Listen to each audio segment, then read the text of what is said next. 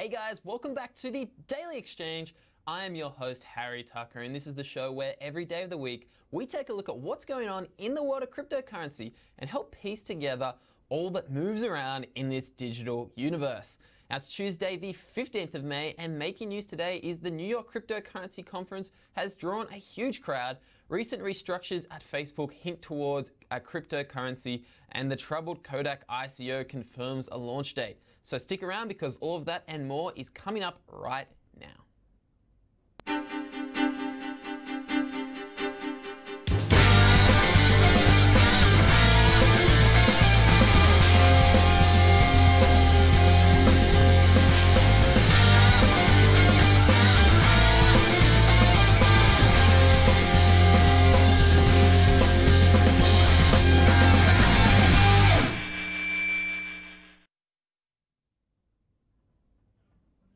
CNBC has reported that 4,000 people are expected to attend this year's CoinDesk Consensus Conference in New York City. Crypto conferences around the world are still a massive business, even if Bitcoin's price has plunged this year. One ticket to CoinDesk's Consensus 3-day conference in New York can cost up to $2,000. Attendance is up from the 2,700 attendees from last year, so at a minimum, the conference is likely to bring in $8 million for CoinDesk. More than 20 other events, some with similar high entrance fees, are also scheduled during around the days of Consensus. The Bitcoin conference that began with 400 attendees 3 years ago is now the centerpiece of a full-blown blockchain week in New York City, an event run in partnership with the New York Economic Development Corporation. Ethereum co-founder Vitalik Buterin has caused some controversy around the conference though, tweeting on April 26 that he is boycotting Consensus this year, partly because of the high ticket price. You can head over to our website, cryptofiner.tv, where we've got a full schedule of the conference if you're there or if you're planning on going over the next few days, on everything you can see and all the talks and announcements that you can expect to see in the next few days. Now, there are reports that a vast majority of crypto prices dropped significantly after the ICO. More than 8 of every 10 coins offered in the first quarter dropped in price after their ICOs.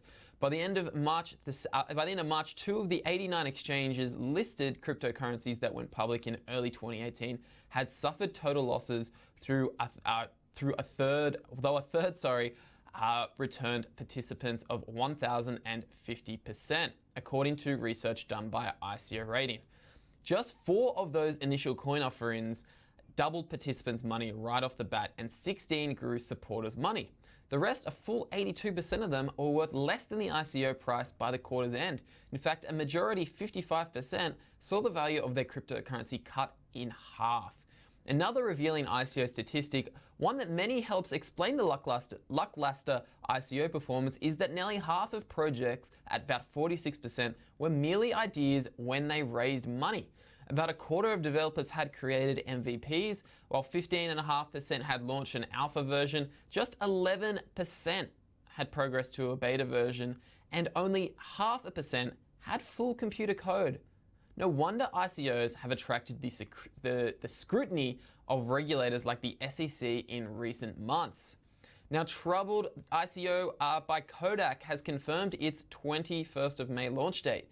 The disastrous and largely unsuccessful today Kodak ICO has finally selected that date. Ever since Kodak's bankruptcy in 2013, its name has been rented to basically any project that wants to buy an air of respectability by tapping into the Kodak name. In this case, the Kodak name is being licensed to a cryptocurrency being created by a paparazzi outlet named Wen Digital.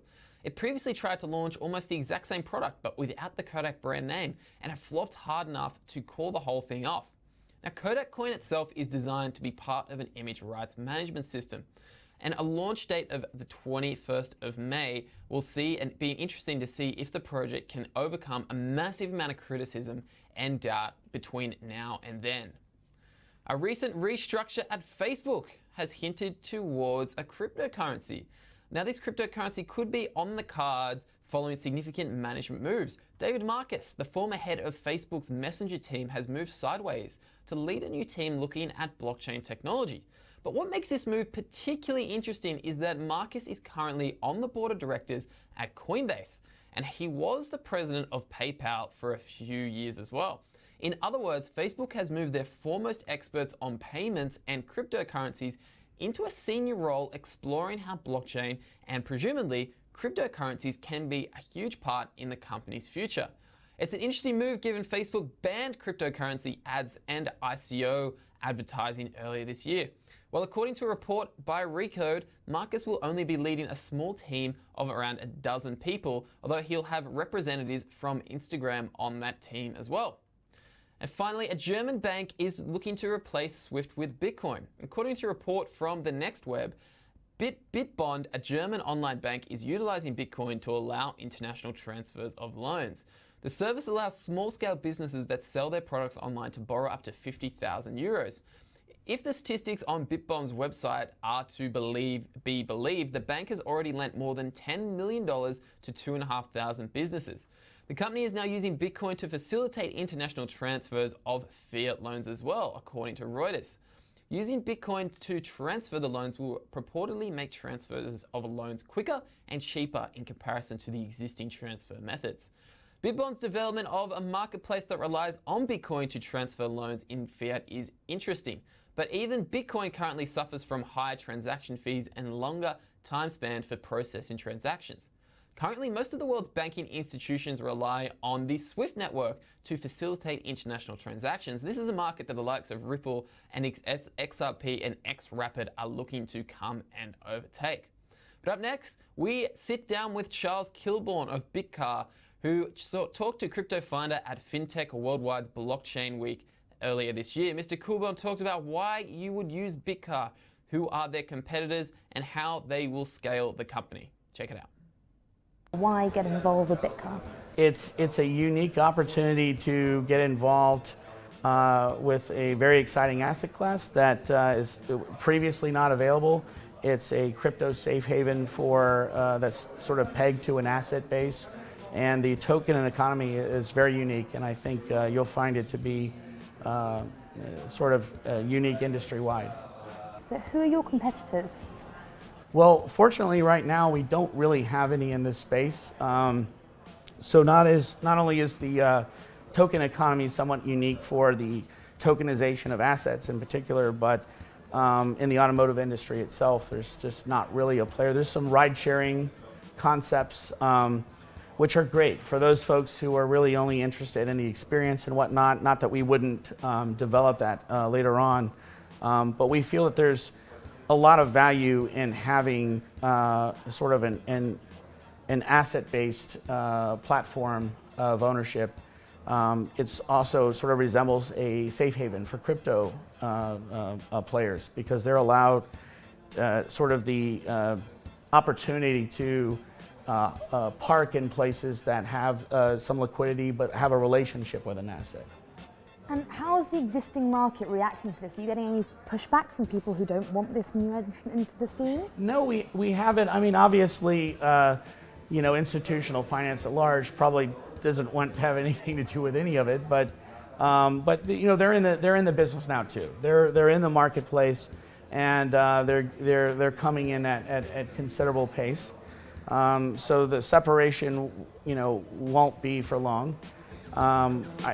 We really just haven't. I think it's more or less just trying to just get over the point of I won't get to drive the car. I think that's been the only hurdle we've had to really even think about. We've had very positive interaction. Our private pre-sale went better than we planned, sort of over that amount, and so we expect good things coming from the ICO, and I think the management team is also very, very unique. We have 3 private sector CEOs. You know, we have you know, a Formula champion driver on the team. We have you know, in-house legal counsel and things that aren't typically available to the average team. If you go to these conferences, you'll run into large percentages, in fact, vast numbers of early stage ICOs that just it's a stretch of what they're really offering, and I think this offers a little bit of an alternative to the what you're seeing in the blockchain industry right now. And how scalable is it, given that these are physical items that are going to be somewhere? You were talking about getting people involved, they can come and see it, they can get involved with activities at showrooms, and there are perks. Yes, well, we hope to drive at least to about $500 million of inventory within the next year and a half or so. So we will be actively pushing. Of course, it doesn't, at these prices, it doesn't take a considerable amount of inventory to do that, but sizable, yes. The good thing is that the regionality of, sort of the access points for purchasing these vehicles is sort of global. So we'll probably have a presence in Dubai, the UK, Singapore, and places around the world where these cars are typically purchased and not far from where they're being manufactured.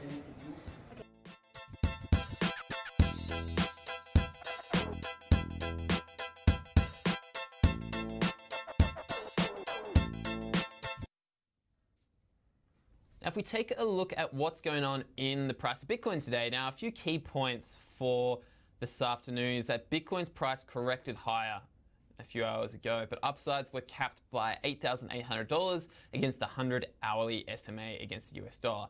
The Bitcoin USD pair broke an ascending channel with support at 8,450 on the hourly chart, and this pair must stay above the $8,300 support level to avoid any further declines in the short term. Now, if we get a bit more detailed, this past week we saw a downside reaction from well above the $9,000 point. So here we are around here before the downside reaction began, around this point here, which is around the $9,300 mark. This price broke many support levels. First, we were at the 9,000 up to the almost 9,400, and then we hit the under the $9,300 mark, and then the $9,100 mark, all going all the way down to here, which is above the $8,200 mark. This low was formed at 8,226 before the price started an upside correction again, where we jumped up to about 8.5 grand, and even it cleared even the here we got here is the 23.6% Fibonacci replacement level of the last decline, where we saw the $9,391 high to the $9,200 swing low. However, this upsize move was capped around here. It's around the $8,800 mark, and the resistance and the 100-hour simply moving average, it was rejected from that 100-hourly SMA and declined back below the $8,600 mark. The recent downside break indicates that the pair was rejected from that $8,800 resistance zone, and is currently trading around below the $8,500 support with a bearish angle. However, there is major support forming near $8,300. As long as the price is above that stated support, it is likely to move higher in the near term. Now, in that chart, the price seems to have been consolidating above the 8,300. Once the concurrent consolidation phase is over, Bitcoin price may either move above 8.5 grand or break 8.2 for more losses. Now, a few of the technical indicators to look at over the next day. The MACD for Bitcoin is now back in the bearish zone. The hourly relative strength index is currently well below the 50 level. Major support level, $8,300. Major resistance level, $8,600. Now let's have a look at what's going on in the community. What's happening in Reddit? What are we talking about? What matters? Flick it over now. Now in Reddit, bankers against Bitcoin. This is pretty funny. So again, we talk about what was happening at the moment we've got consensus. So here's this video, bankers against Bitcoin, where it's a bunch of, like we say, bunch of bankers that are trying to protest against banks, against Bitcoin. So this is currently happening outside of consensus. I don't know, you can make your own mind up around what's going on there. It doesn't seem to be too popular, and not too many people are getting involved with that one, but it happened. Poland puts its banking records on the blockchain. So another country adopting that. A Dragon Chain partnership.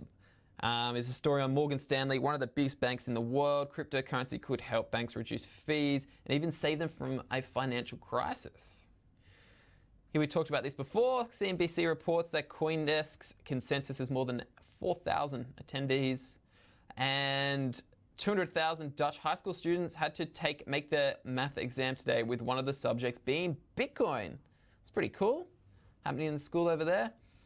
FedEx CEO says blockchain will revolutionize the industry, assuming this is the delivery, the delivery industry and tracking and all that sort of stuff. We've seen like VeChain, a few of these different companies popping up, which that supply chain industry is going to be huge.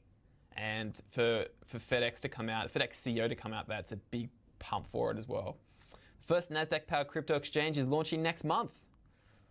And here's an X-Rapid demo. This is one of Ripple's technologies. $100 sent from New York to Mexico in 2 minutes.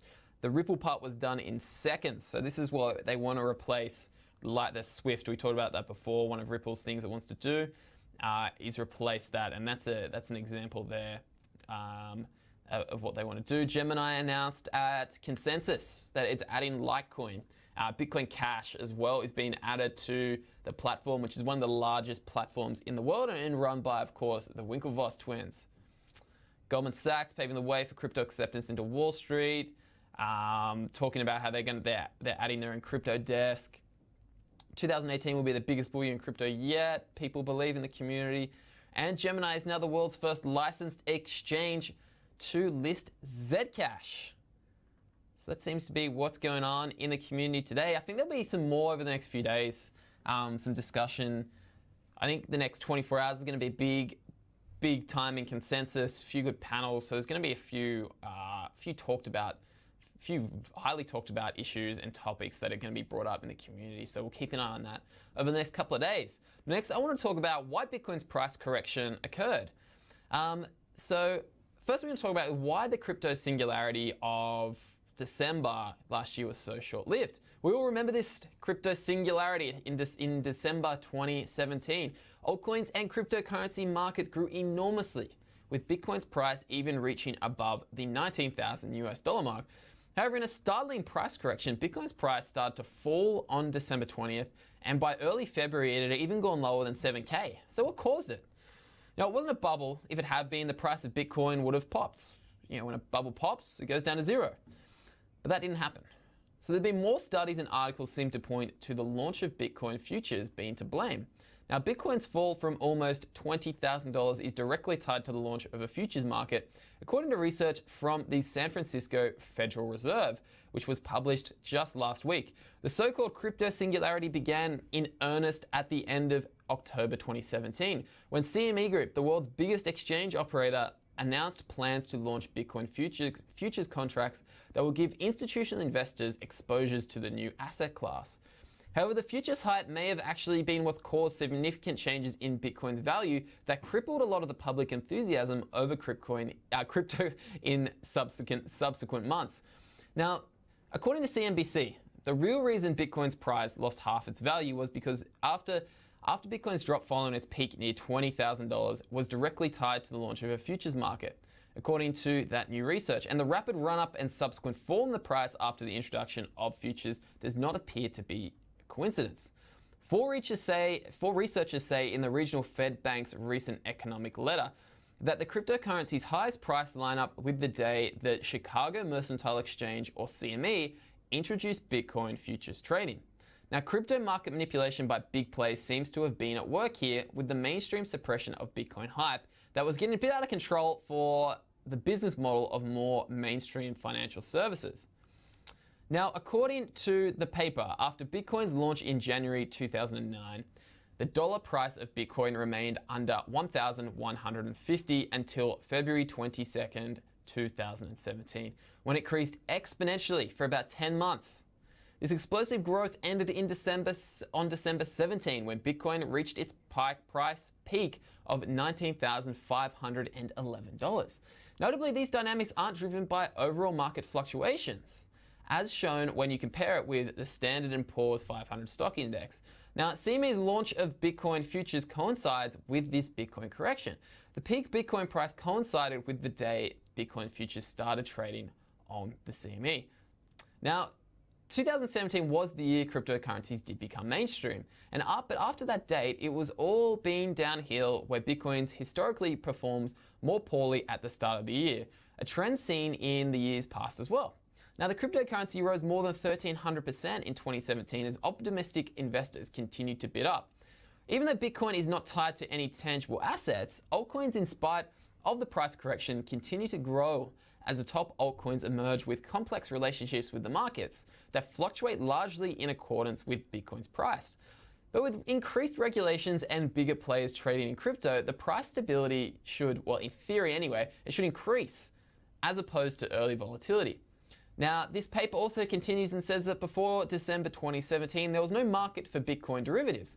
This meant that it was extremely difficult, if not impossible, to bet on the decline in Bitcoin price.